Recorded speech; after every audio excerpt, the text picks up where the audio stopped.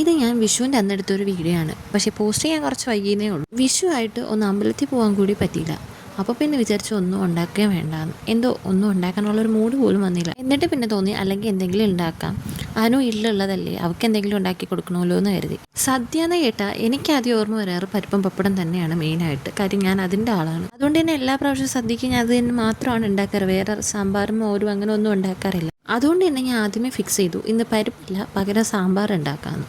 കൂടെ കുറച്ച് അവിയലും തോരനും അച്ചാറും പിന്നെ കുറച്ച് മോരും പപ്പടവും പായസവും എന്ന് ഞാൻ ഓൾറെഡി ഫിക്സ് ചെയ്തു. എന്നിട്ടാണ് ഞാൻ അടുക്കളയിലോട്ട് കയറിയത്. എന്നിട്ട് അതിനാവശ്യമായിട്ടുള്ള വെജിറ്റബിൾ എല്ലാം കട്ട് ചെയ്തെടുത്ത് ഞാൻ കുക്ക് ചെയ്യാൻ വേണ്ടി വെച്ചിട്ട് അതിനാവശ്യത്തിനുള്ള അരപ്പരയ്ക്കാൻ വേണ്ടിയിട്ടുള്ള തേങ്ങയും തിരികെടുത്ത് അരപ്പെല്ലാം ചേർത്ത് അവിയലും തോരനും ഒക്കെ മാറ്റി വെച്ചപ്പോൾ എന്തോ ഒരു കുറവുള്ള വെള്ളത്തിന്. അപ്പോൾ പിന്നെ വിചാരിച്ചു കുറച്ച് കിച്ചടിയുടെ ഉണ്ടാക്കാമെന്ന്. അങ്ങനെ പിന്നെ കുറച്ച് കിച്ചടിയുടെ ഉണ്ടാക്കാൻ തീരുമാനിച്ച് കിച്ചടിയുടെ ഉണ്ടാക്കി. സാമ്പാർ കുക്കറിൽ വെച്ചതുകൊണ്ട് തന്നെ പെട്ടെന്ന് ഉണ്ടാക്കാൻ പറ്റി. പിന്നെ പപ്പടം ഉണ്ടായിരുന്നില്ല, കുറച്ച് പിന്നെ അപ്പളം ഇരിപ്പുണ്ടായിരുന്നു, ഞാൻ അതാണ് പൊരിച്ചെടുത്തത്. അങ്ങനെ പിന്നെ ചോറും സാമ്പാറും കിച്ചടിയും തോരനും അവിയലും എല്ലാം റെഡിയായി. അവസാനമാണ് ഞാൻ ഇതിലെല്ലാം കടുവറുത്ത് ചേർത്തത്. അത് കഴിഞ്ഞ് പിന്നെ കുറച്ച് പായസം കൂടെ ഉണ്ടാക്കി. ഇതെല്ലാം ഉണ്ടാക്കി കഴിഞ്ഞപ്പോൾ തന്നെ ഞാൻ ഏതാണ്ട് തളർന്നൊരു കോലമായിട്ടുണ്ടായിരുന്നു. കുറച്ച് മോര് കുടിച്ചപ്പോൾ എന്താ ആശ്വാസം.